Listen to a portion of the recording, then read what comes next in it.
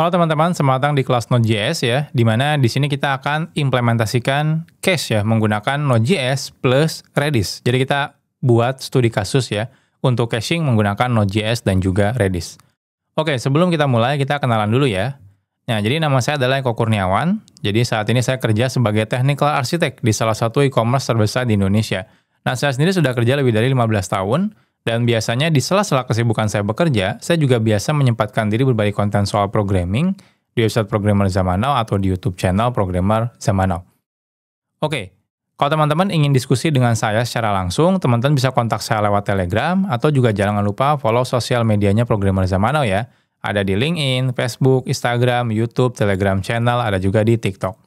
Atau misalnya dari perusahaan teman-teman butuh konsultasi, teman-teman juga bisa email ke email pribadi saya. Oke, sebelum teman-teman mengikuti kelas ini kan kelasnya adalah studi kasus ya. Jadi teman-teman pastikan sudah prepare materi sebelumnya. Jadi teman-teman pastikan sudah mengerti materi-materi sebelumnya.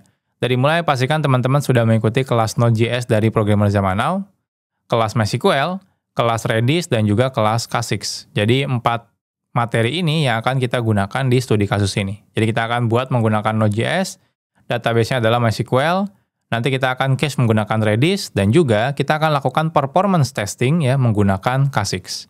Jadi kalau teman-teman belum, silakan teman-teman ikuti dulu ya. Nah kalau sudah, berarti saatnya kita langsung lanjut ke materi. Oke, sebelum kita studi kasus ya, kita akan coba bahas requirement-nya atau kebutuhan dari aplikasi yang akan kita buat. Oke. Jadi kita akan membuat API untuk menampilkan data kategori ya, atau daftar kategori, anggap aja kita akan membuat e-commerce. Nah, setiap halaman di web e-commerce ya, pasti akan selalu menampilkan data kategori. Jadi mau buka halaman homepage, mau buka halaman produk pencarian, produk detail gitu ya, di halaman manapun itu misalnya halaman bagian kategorinya itu akan muncul ya. Jadi artinya kita harus bikin API yang untuk mengembalikan data kategori secara cepat. Nah, oleh karena itu, API untuk kategori ini harus cepat. Kenapa? Karena dia diakses dari semua halaman di e-commerce yang kita buat. Nah, data kategorinya itu bisa memiliki parent dan juga child.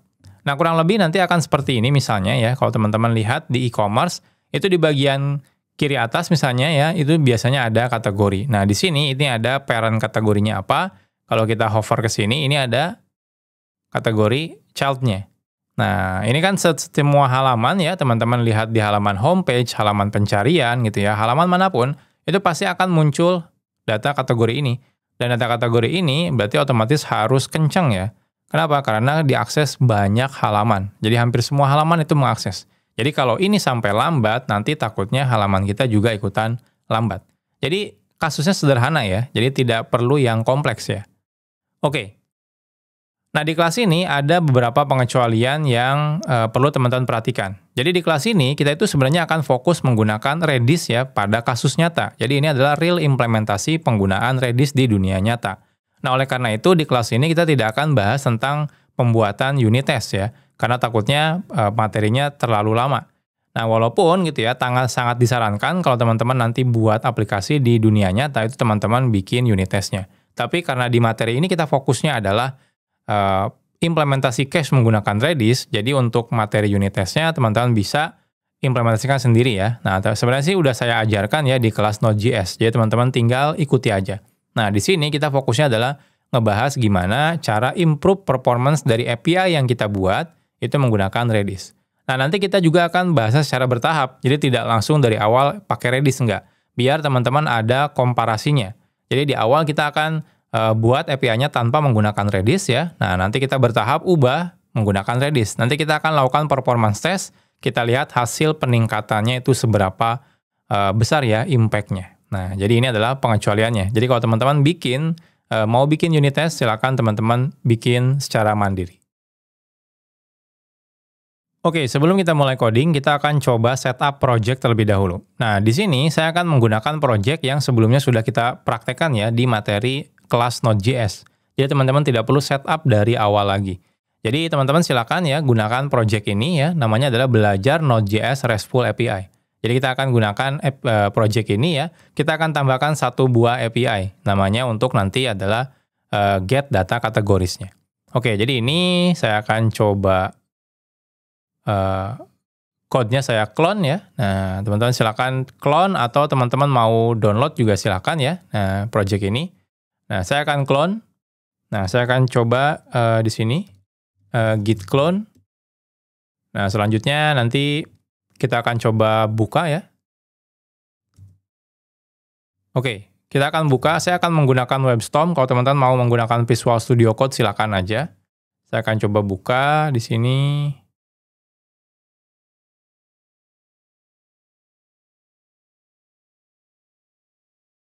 Saya akan coba perbesar dulu ya. Oke, sudah. Nah, saya akan buka terminal. Saya akan install semua dependensinya dulu. Jadi npm install. Nah, sambil kita nunggu ya. Nah, di sini install. Nah, di sini di file.env itu ada konfigurasi ke database-nya. Di sini adalah database-nya ya, menggunakan MySQL, username-nya root, password-nya kebetulan di sini kosong.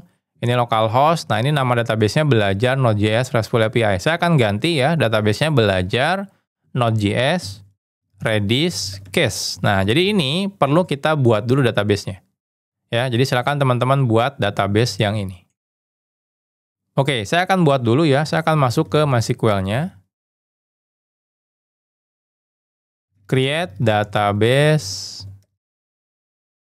Lalu use show tables. Nah, masih kosong ya. Nah, kita akan coba generate datanya.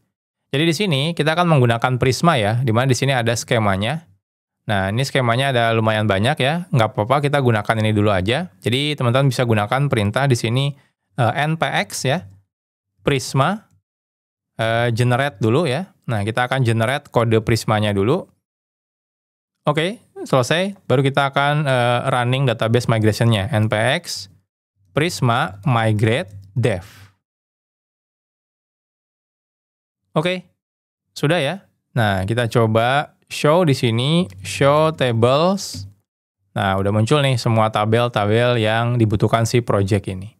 Oke, selesai. Nah, kalau teman-teman mau jalankan aplikasinya, silakan teman-teman jalankan ke source. Di sini ada main ya. Nah, di sini nanti dia akan running di port 3000. Jadi node src main.js. Oke, aplikasinya sudah start. Jadi ini startnya nanti di portnya 3000. Nah, saya akan coba bikin HTTP test di sini misalnya. Teman-teman kalau mau pakai Postman juga silakan. test.http.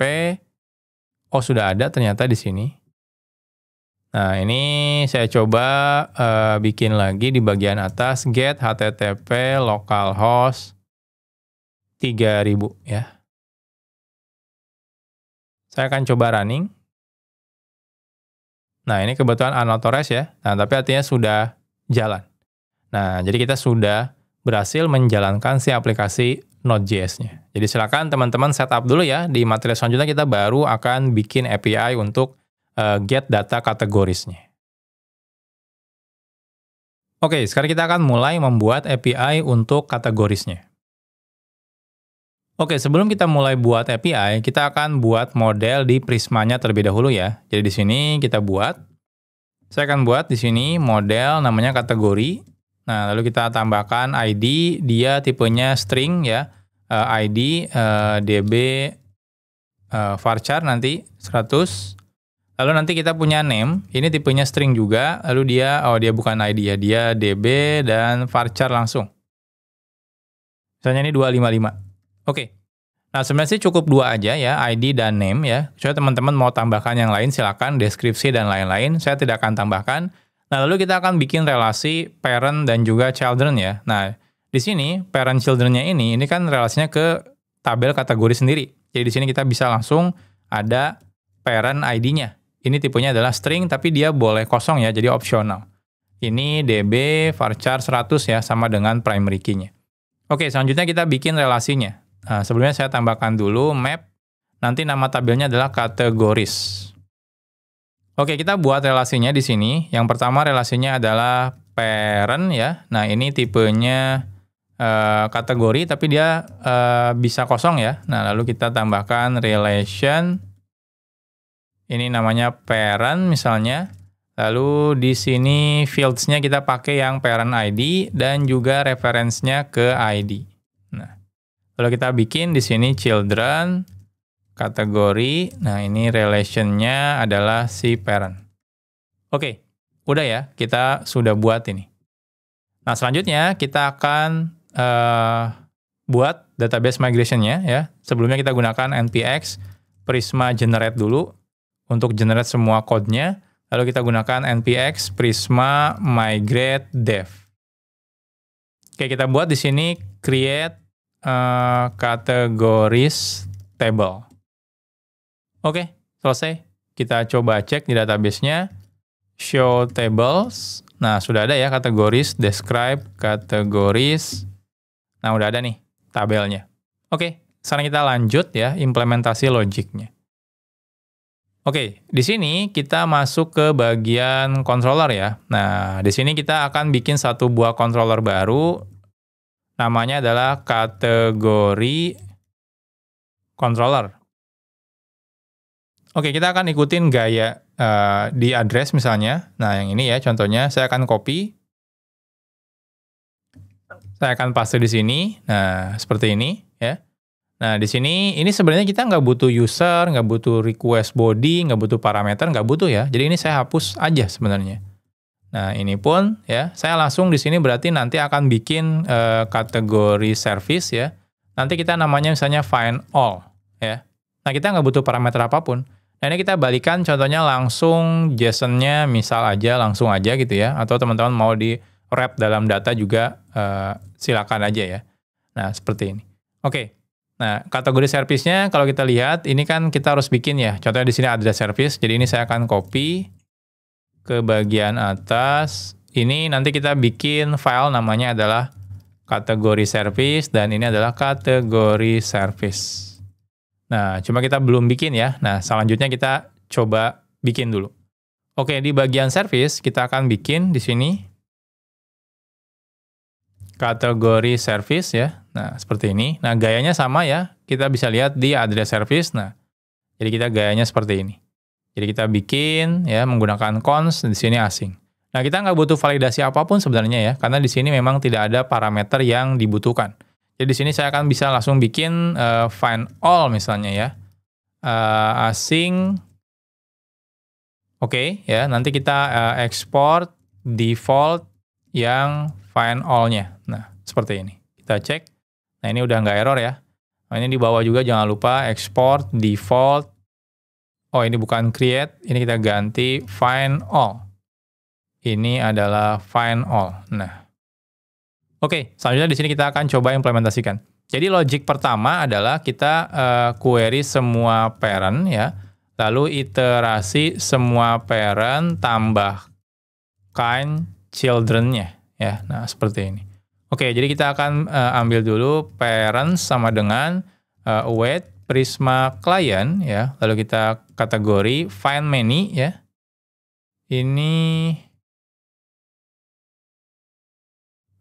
where-nya itu yang parent ID-nya 0 ya. Nah, seperti itu. Lalu kita select yang ID-nya true, lalu name-nya true. Nah, seperti ini. Oke, udah dapat nih semua parents-nya ya. Nah, baru kita lakukan iterasi. Jadi di sini kita akan lakukan iterasi ya. Jadi parents. Nah, kita akan lakukan for ya. Nah, teman-teman lakukan for misalnya di sini. Lalu parent children-nya sama dengan await Prisma client kategori find many ya. Oh, di sini where parent ID-nya itu diambil dari parent yang lagi kita lakukan iterasi. Lalu sama kita select ID dan juga name-nya. Nah, jadi simple ya, seperti ini. Jadi kita ambil semua parent-nya, habis itu tiap parent-nya kita iterasi, kita ambil semua child-nya, lalu kita simpan di children. Nah, jadi cukup seperti ini aja, lalu kita tinggal di sini return-kan parents-nya. Nah, udah. Selesai ya. Nah, berarti di sini controller-nya udah, service-nya juga udah, berarti kita tinggal tambahkan ke bagian application, di sini web ya. Nah, di sini kita buka yang public router. Public router itu ada di route, lalu public API. Nah, di sini kita bikin ya. Jadi di sini saya akan bikin copy paste, ini adalah kategori controller. Kategori. Nah, ini kita bikin public router get API kategoris find all. Nah, selesai. Udah sih harusnya ya. Jadi nggak ada yang sulit sebenarnya, karena kita cuma ngambil datanya aja. Oke, sekarang kita coba jalankan ya, node src main.js. Oke, udah ya. Kita akan coba tes. Nah, ini ke get localhost 3000 API kategoris. Nah, kita coba running. Nah, lihat ini datanya kosong ya. Nah, kenapa? Karena kita belum punya data kategori apapun. Oke, sekarang berarti tugas teman-teman adalah input data kategorisnya. Yang parent contohnya 10, lalu tiap parent itu punya children contohnya 10 lagi. Jadi kita total ada 110 data ya. Nah, silakan teman-teman input. Nah, di sini saya akan gunakan bantuan AI ya untuk menginput semua datanya. Contohnya teman-teman bisa gunakan ChatGPT atau Gemini atau Claude. Saya akan pakai yang Claude ya. Ini adalah yang free, jadi teman-teman bisa pakai juga misalnya. Misalnya saya punya table di MySQL dengan nama kategoris, kolom ID, varchar 100, ya. Lalu name, varchar 100, dan parent ID, varchar di sini 100 juga ya. Oh, ini yang 250. 225 ya. Buatkan SQL script untuk insert 10 data parent kategori dan tiap parent punya 10 data children. Gunakan dengan data nyata misalnya ya. Oke, kita akan coba. Saya pilih yang kode ya. Oh, nggak ada nih. Oh, di sini ada pengaturan. Oh, nggak ada sih. Coba gini aja langsung ya harusnya.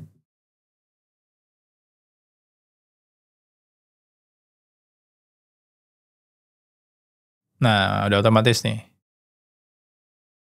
Oke, kita tunggu aja ya. Nah, ini ada harusnya kita kan mintanya 10-10, jadi harusnya 110. Nanti kita tinggal tunggu aja sampai selesai. Nanti kalau misalnya udah, teman-teman tinggal copy aja ya, nanti semua datanya. Kita tunggu sampai selesai. Ini untuk memastikan bahwa datanya, query yang tadi kita buat itu benar ya. Jadi harus keluar semua datanya. Oke, udah kayaknya ya. Nah, saya akan copy. Nah, sekarang saya akan paste di sini. Oke, saya coba select bintang from categories. Nah, lihat ada 110 ya, berarti sudah benar. Oke, sekarang kita akan coba panggil API-nya lagi. Saya panggil API-nya, nah kita cek hasil JSON-nya. Nah, kayaknya udah benar ya. Jadi ada data, yang pertama ini ada children-nya, otomotif, books juga ada children-nya, ini ada children-nya, ini juga ada. Ya, kayak harusnya sih udah benar semua ya. Jadi kita total punya 110 data. Oke, berarti udah oke ya. Aplikasi kita udah siap untuk dilakukan performance test. Jadi kita akan lakukan dulu performance test untuk lihat hasil dari aplikasi kita. Nah, nanti baru kita improve ya. Nah, dari aplikasi kita, nanti kita coba implementasi yang namanya cache menggunakan Redis. Oke teman-teman, jadi kita sekarang akan coba lakukan performance test ya menggunakan K6 ya untuk hasil API yang sudah kita buat. Oke, seperti biasa, teman-teman berarti perlu sudah mengerti dulu K6-nya dulu ya, atau saya akan coba nanti akan gunakan bantuan AI untuk membuat skripnya. Sebenarnya skripnya sederhana ya. Nah, teman-teman nanti juga harusnya gampang ngertinya. Oke, jadi contohnya di sini saya akan menggunakan Claude lagi. Nah, saya akan bikin chat baru di sini. Nah, misalnya di sini kita bilang aja ya, saya punya atau gini aja langsung. Tolong buatkan skrip K6 ya untuk melakukan performance test ya. Nah, di mana API-nya kita punya get http localhost 3000 ya, lalu API kategoris. Lalu kita bilang ininya ya, skenario-nya. skenario. Nah, di sini kita bilang 10 detik pertama atau 10 second itu kita pengen dikirim nanti 50 view atau virtual user. Lalu selanjutnya 50 detik selanjutnya kita pengen 100 virtual user. Lalu 10 detik terakhir itu kita turunkan lagi dari 100 jadi 0 virtual user. Nah, lalu di sini misalnya cek ya. Nah, lalu nanti kita bilang misal aja persentil 95-nya itu kurang dari sama dengan 200 milisecond misalnya ya. Nah, seperti ini. Lalu kalau teman-teman mau tambahkan error rate dan lain-lain silakan aja ya. Saya cukup gini aja. Jadi kita pengen batasnya itu dia API-nya itu harus di bawah 200 milisecond misalnya ya. Nah, nanti kita lihat aja hasilnya. Oke, kita akan coba lihat hasilnya.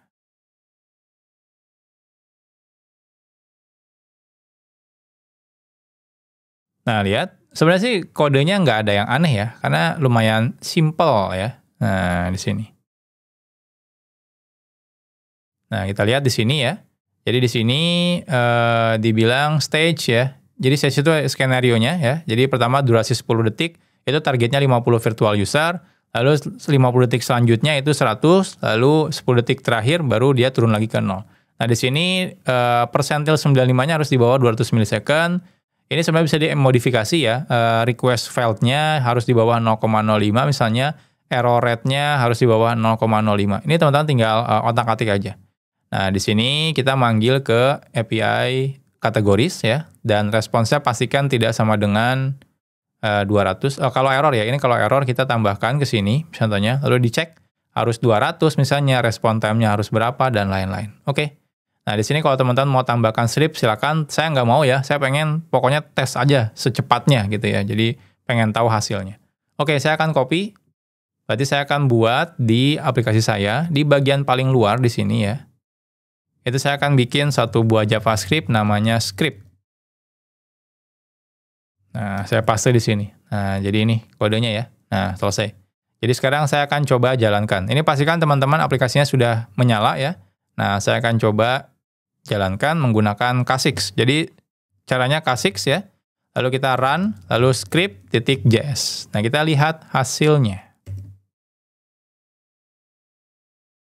Nah, kita lihat di sini ya. Nah, ini mungkin lumayan lama ya, karena dia butuh waktu 1 menit 10 detik ya. Jadi teman-teman tinggal tunggu aja sampai 1 menit 10 detik. Nah, di sini kita bisa kelihatan nih ya, udah 17-20 detik ya, di sini udah sampai 60 lebih virtual user.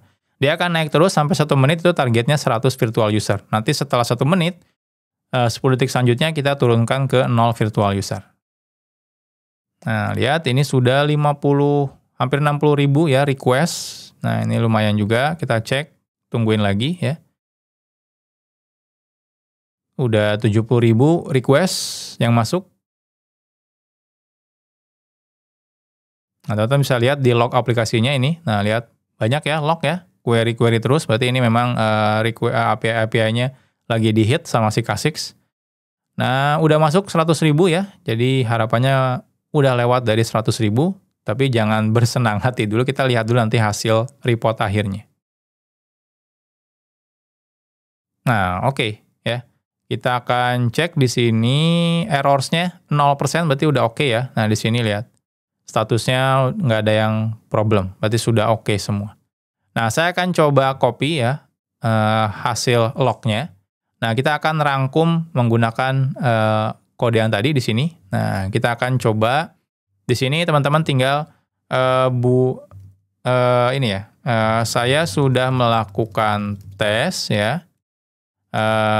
Buatkan laporan dari hasil tes ini. Paste di sini, kita akan coba lihat ya. Ini summary-nya kita lihat. Nah, kita cek. Nah, ini laporannya ya. Oke, nah berarti di sini. Ini ada respon time analysnya. Average respon time-nya 37 milisecond ya. Berarti masih di bawah 200 milisecond ya. Dan ini, Nah, target kita nih di bawah 200 milisecond, ini udah oke ya, 59 milisecond untuk 95 persentilnya. Jadi ini so far sebenarnya masih oke. Bahkan yang paling maksimum pun itu masih di bawah 200 ya, 131. Nah, ini request per second-nya itu sekitar 1.600 request per second. Total request-nya adalah hampir 120.000 request. Dan semuanya sukses ya, tidak ada yang error.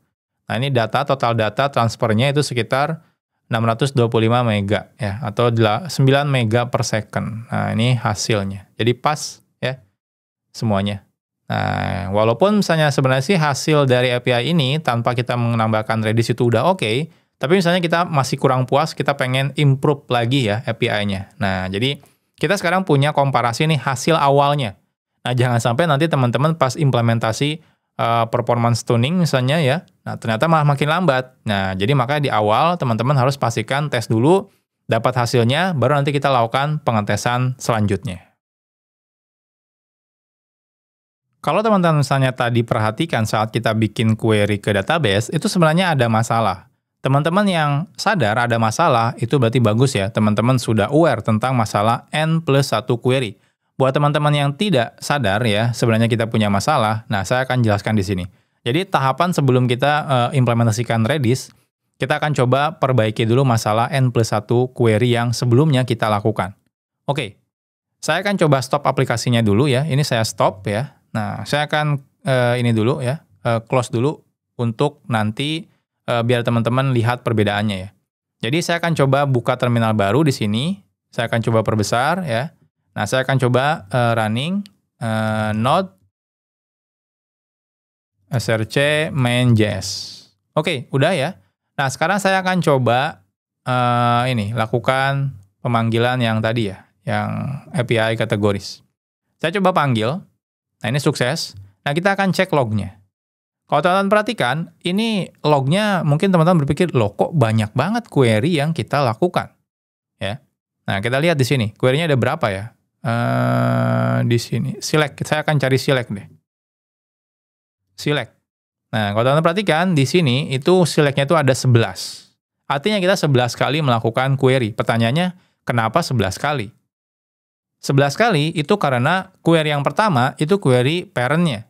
Jadi itu query pertama. Query yang ke-2 sampai ke-11 itu karena parent-nya ada 10, maka kita akan lakukan 10 kali query. Berarti 1 query yang parent plus 10 kali query untuk children-nya. Artinya total ada 11. Makanya dibilang masalahnya adalah N+1. N itu adalah total datanya 1 plus 1. Jadi N total datanya adalah 10 plus 1. Berarti totalnya ada 11. Jadi untuk satu API kita melakukan 11 kali query. Nah, ini kalau nanti datanya itu lumayan banyak, ini bakal lambat. Karena kita harus banyak tektokan dengan database. Nah, ingat ya, tektokan dengan database itu udah pasti lambat kalau kita kebanyakan tektokan. Jadi, untuk hal seperti ini, dibanding teman-teman misalnya lakukan query berkali-kali ya, teman-teman bisa implementasikan atau fix ya, atau perbaiki ini dengan dua cara. Cara pertama adalah menggunakan, contohnya teman-teman gunakan join gitu ya. Atau yang kedua, itu teman-teman gunakan select in. Kalau menggunakan join, ya itu biasanya cukup dengan satu query aja. Kalau teman-teman gunakan select in, itu teman-teman bisa perbaiki dengan 2 query aja. Nah, lebih baik yang mana sebenarnya? Ya, sebenarnya dua-duanya lebih baik dibanding teman-teman menggunakan N+1 query ini. Nah, untungnya kita menggunakan Prisma. Nah, Prisma itu ada solusi untuk N+1 ini ya. Caranya, by default itu mereka menggunakan select in ya. Kalau tidak salah, nanti kita cek lognya aja. Jadi di bagian sini, di bagian logic service kita, kategori service, ini kan kita pertama query yang pertama di sini, dapat 10 parent, kita akan query 10 kali untuk children-nya. Nah, jadi sebenarnya kita nggak perlu ngelakuin ini harusnya ya. Jadi kita bisa lakuin seperti apa? Jadi ini tidak kita lakuin lagi, ini saya akan komen ya. Nah, tapi di sini, saya akan select ID name, lalu saya akan tambahkan di sini include ya. Include di sini adalah children true. Nah, artinya ketika lakukan query, itu sekaligus langsung akan melakukan query dengan children-nya. Nah, biasanya sih kalau nggak salah default-nya untuk Prisma itu menggunakan select in ya. Tapi minimal tidak total 11 query. Paling cuma ada 2 query. Query pertama query parent-nya, query yang kedua adalah query seluruh children-nya di mana parent-nya adalah si hasil 10 tadi. Nah, jadi cara perbaikinya seperti itu doang ya. Nah, tapi kita lihat dulu ya untuk mastiin apakah benar atau enggak. Query-nya jadi ada 2. Nah, saya akan coba stop dulu aplikasi ini ya. Ini sudah saya save, saya coba jalankan lagi. Saya akan coba running lagi yang ini. Nah, kita lihat sekarang log-nya. Nah, lihat. Keluar belum ya? Belum ya, sorry. Saya running.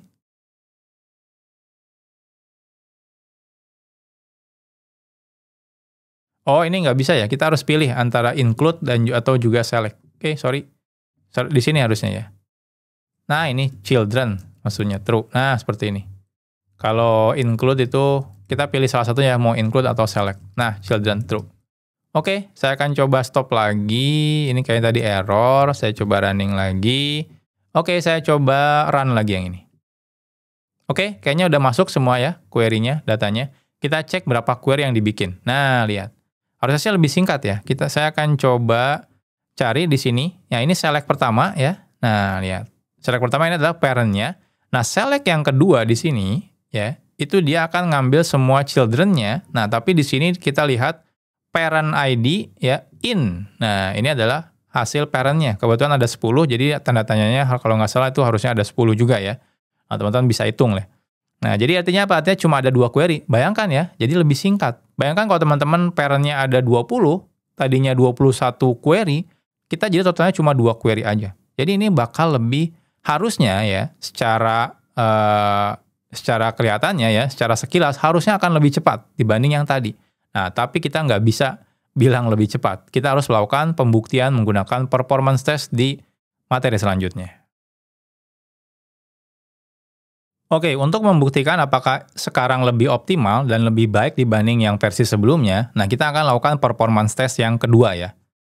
Oke, jadi teman-teman silakan jalankan dulu aplikasinya. Saya sudah jalankan di sini ya. Nah, kita akan coba lakukan performance test lagi tanpa ada perubahan script apapun ya untuk yang Kasix script-nya.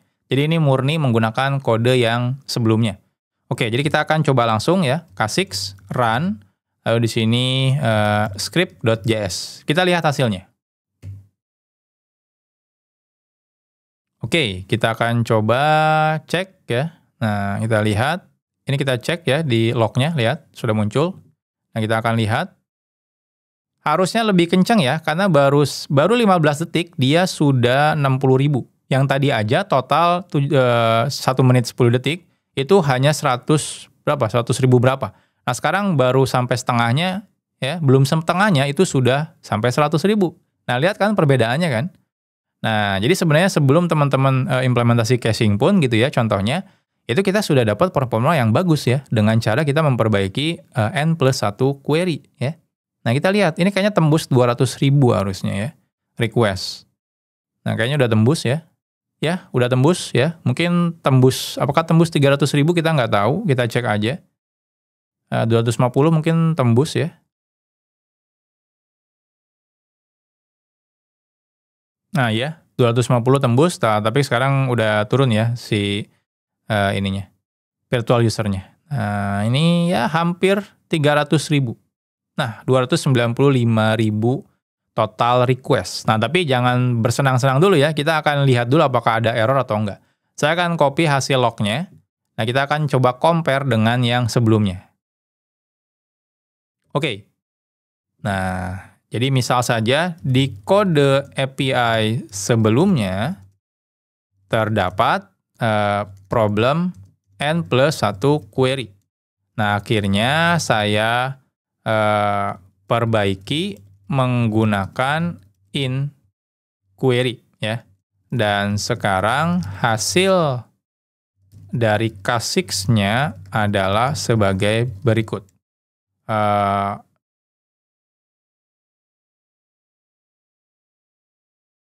Buat perbandingan dengan hasil sebelumnya.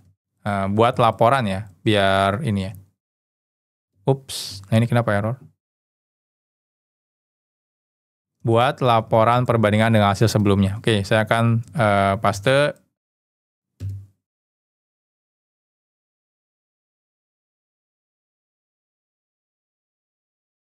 Oke, kita lihat ya. Oke, di sini nah ada perbandingannya ya. Ini before ya, N+1 query, ini after. Kita cek. Nah, lihat improvement-nya lumayan baik ya.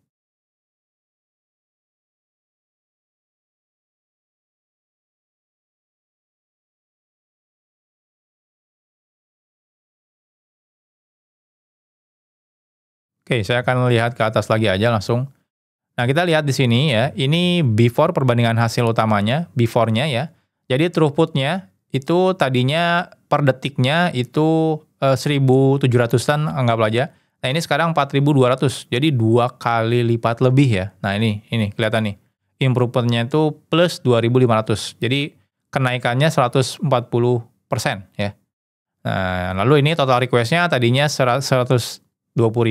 Nah, ini sekarang ini ya, ini naik nih. Nah, ini juga average response time-nya juga turun ya. Tadinya 37 millisecond, sekarang ke 15 millisecond ya. Jadi makin kencang nih. Lalu di sini mediannya, nah 95 persentilnya ya. Nah, lihat. Turun ya, dari tadinya 59, itu ke 24. Jadi ini turun hampir setengahnya, lihat ya. Nah, ini juga ya. Nah, jadi overall ini lebih baik ya. Nah, seperti ini. Nah, ini hasilnya before after-nya sama kayak yang tadi sih. Nah, ini juga tadi yang sama ya, data traffic-nya yang sebelumnya itu cuma sampai nggak nyampe 700 megabyte, sekarang banyak ya, hampir 3 kali lipat increase-nya. Jadi 2,3 gigabyte. Nah, ini transfer rate-nya juga makin tinggi ya. Nah, seperti ini. Jadi kadang-kadang bukan karena network-nya juga gitu ya. Oh, ini kok mungkin network-nya slow, nggak juga. Mungkin API-nya yang lambat gitu ya, makanya nggak sanggup melakukan data transfer sebanyak itu. Nah, lihat kan, sekarang kita bisa dapetin hasilnya. Nah, jadi dari yang tadinya kita pakai N+1 query, lalu kita implementasikan menggunakan in query ya. Nah, itu improve-nya hampir 2 kali lipat lebih kencang ya dibanding yang sebelumnya. Oke, ini baru kita implementasikan in query aja. Nah, next-nya kita coba implementasikan yang utamanya nih. Kita akan coba implementasikan cache menggunakan Redis.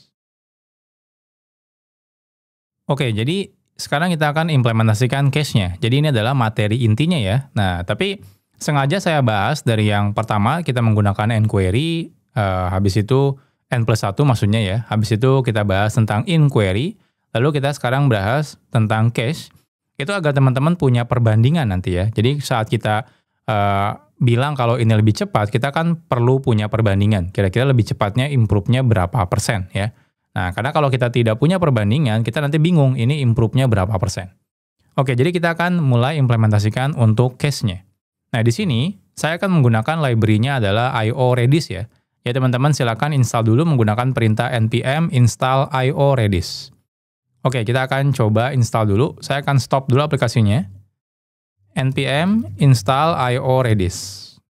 Oke, kita tunggu ya sampai sukses terinstall. Nah, udah.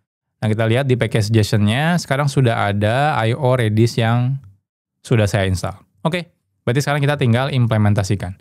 Oke, saya akan implementasikannya langsung di kategori service di sini. Jadi, simple sekali ya. Logiknya itu simple sebenarnya. Jadi, logiknya itu adalah kita cek dulu ya, apakah ada di Redis atau tidak. Nah, kalau misalnya, kalau ada, kita kembalikan langsung ya, yang di Redis.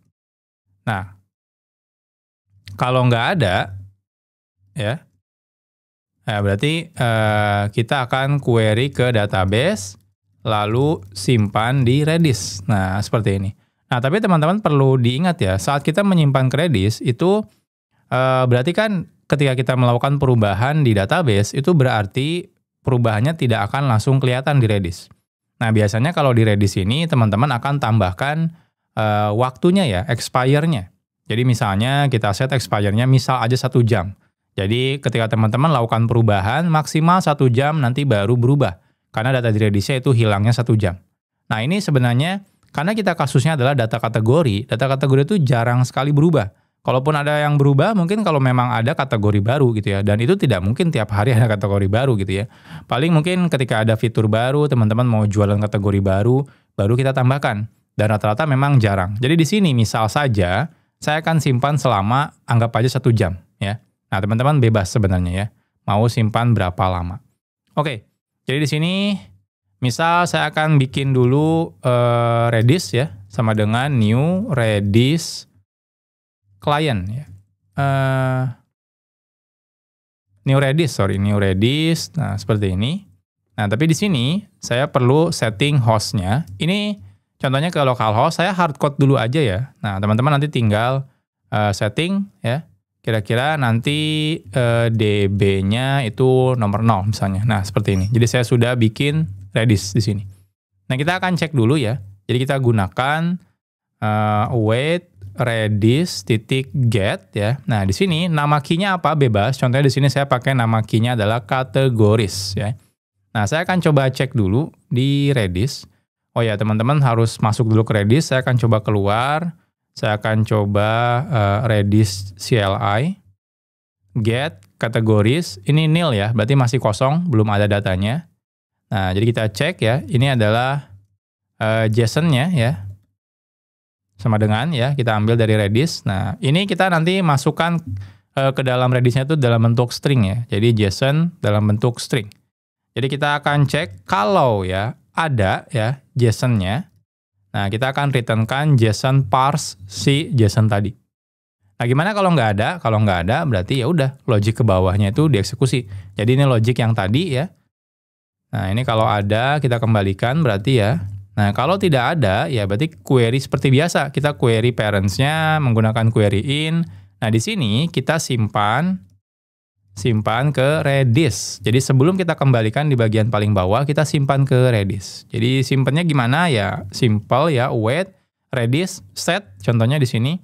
Ini kategoris ya. Nah, seperti ini. Nah, tapi saya mau setnya yang ada expire-nya. Jadi set expire ya di sini.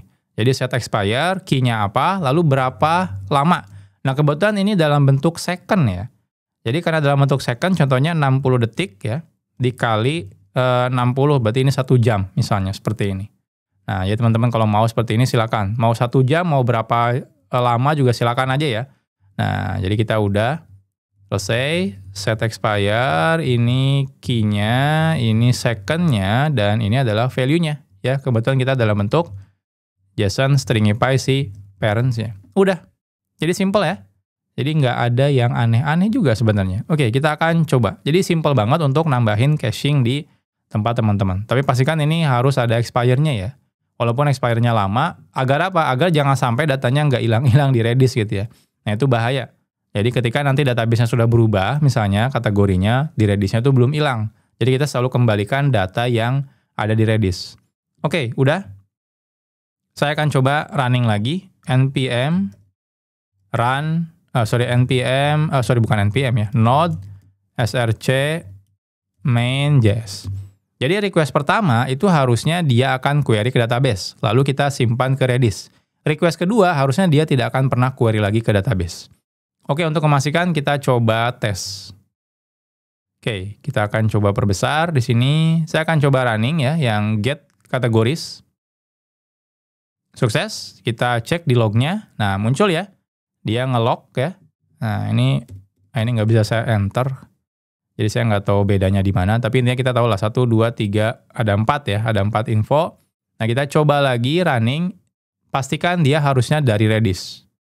Running lagi. Nah, kita cek di lognya. Nah, lihat, lognya tidak bertambah. Artinya benar ya, kita sudah dapetin dari Redis. Oke, saya coba get lagi. Nah, lihat ya. Udah muncul. Tapi di sini tidak ada. Nah, kita cek dulu nih di Redis apakah masuk atau enggak. Saya akan get kategoris. Nah, lihat datanya sudah ada di Redis. Artinya benar ya, data kita sekarang sudah ada di Redis. Nah, berarti kita sudah implementasikan Redis nih. Nah, kalau saya clear lagi, contohnya saya delete kategoris ya. Nah, ini udah hapus ya. Kalau mau nunggu ya silakan tunggu 1 jam ya. Nah, kita akan coba running lagi. Kita cek di lognya. Nah, lihat, dia muncul ya. Berarti dia query lagi karena di Redis yang nggak ada, dia query lagi ke database, habis itu dia simpan lagi ke Redis. Kita get lagi kategoris, dia masuk lagi ke Redis. Berarti sudah benar ya, berarti logik kita udah benar. Berarti saatnya di materi selanjutnya kita lakukan performance test. Ini adalah momen pembuktian ya. Apakah benar dengan kita implementasi Redis, itu bakal lebih cepat dibanding kita tidak menggunakan case Redis. Oke, sekarang kita saatnya melakukan performance test yang ketiga ya, yaitu yang hasil dari Redis tadi. Oke, kita tidak akan memodifikasi script apapun sama sekali ya untuk performance testnya, untuk memastikan bahwa kita menggunakan script yang sama dan kita pengen lihat hasil perbedaannya. Oke, kita langsung aja ya. Jadi di sini kita tinggal jalankan K6 run script.js.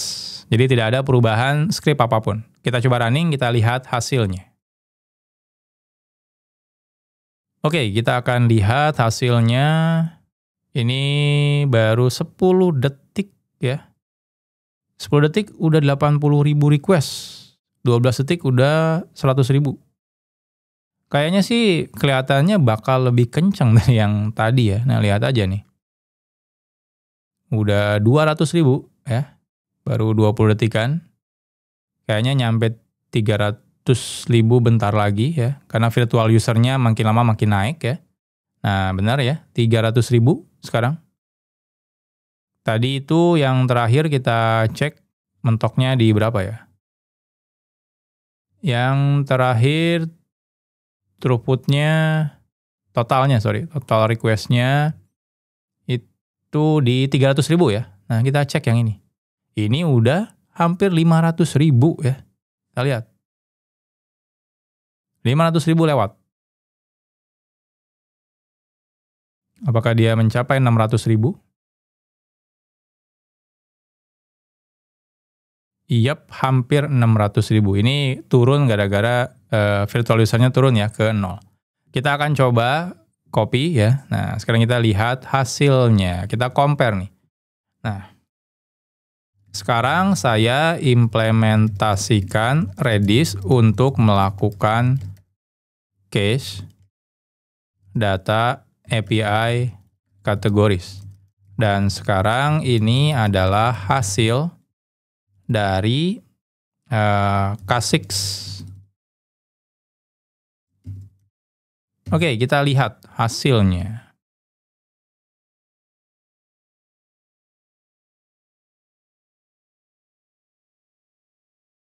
Saya akan coba perbesar di sini. Nah, lihat ya. Nah, lihat. Ya. Throughput-nya yang tadinya di 1.600 request per second per detik ya. Itu naik di inquiry jadi 4.000 dan di Redis case itu jadi 8.000. Jadi 2 kali lipat dari inquiry ya. Nah, di sini total request-nya juga ya bertumbuh ya dari ini 11 ke sini ya. 118 total request ya. 1.000 ke hampir 300.000 dan ini hampir 600.000.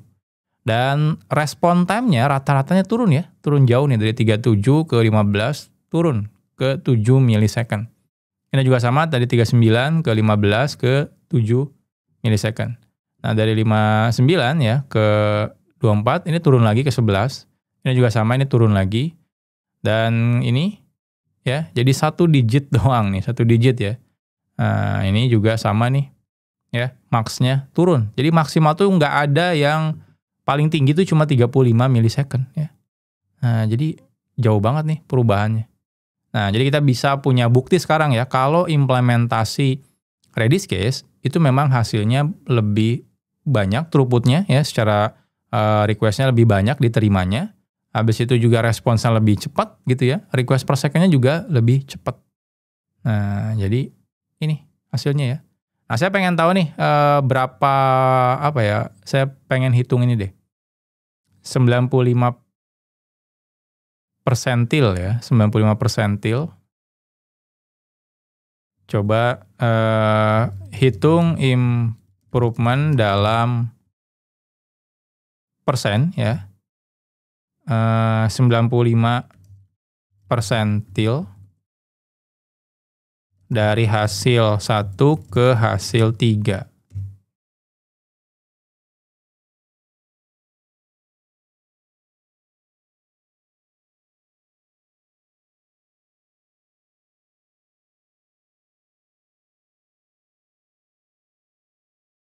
Nah, improve-nya itu berarti turun ya. Saya nggak mau dapat turun nih. Saya pengennya dapat nilai berapa kali lebih cepat gitu ya. Gunakan persen dan hitung berapa kali lebih cepat. Persentil 95 untuk hasil 1 dan hasil 3.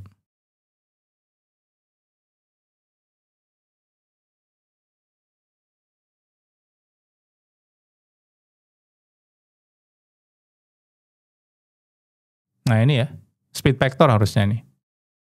5,7 kali lebih cepat berarti 500% lebih cepat berarti ya. Anggap aja 5,5 kali lebih cepat. Jadi yang ini, iya sih, bener sih 5 kali lebih cepat sih yang ini, ke sini ya.